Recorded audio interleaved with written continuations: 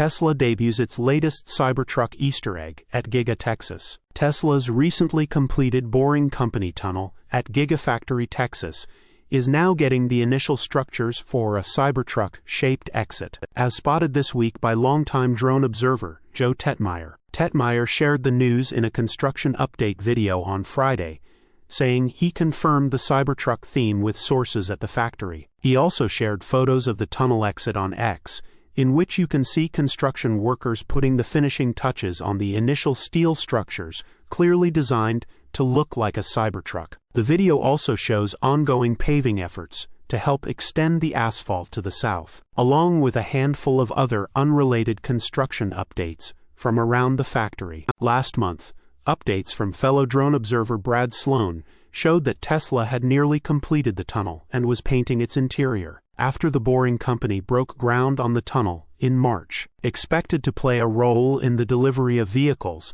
the tunnel has since been completed, and you can see this and a handful of other info, like details on Tesla testing the Cybercab at Giga, Texas, in Tegtmeyer's latest update. Tesla constantly has several construction projects going on at its Gigafactory Texas, including its debut of the so-called Cortex supercomputing cluster and their massive cooling towers, which can also be seen running in the above video. Beyond Giga, Texas, the Musk-led Boring Company also has a handful of other U.S. projects underway, most prominently in Las Vegas, Nevada, where it's constructing a much larger network of tunnels set to eventually cover the city. In the initial Las Vegas Convention Center LVCC loop that's already in service, Tesla is expected to someday start using full self-driving FSD and autopilot, after a local report shared that the center's president and CEO, Steve Hill, suggested that driver assistance tools would soon be used in the tunnels. Hill didn't disclose what tools would be used,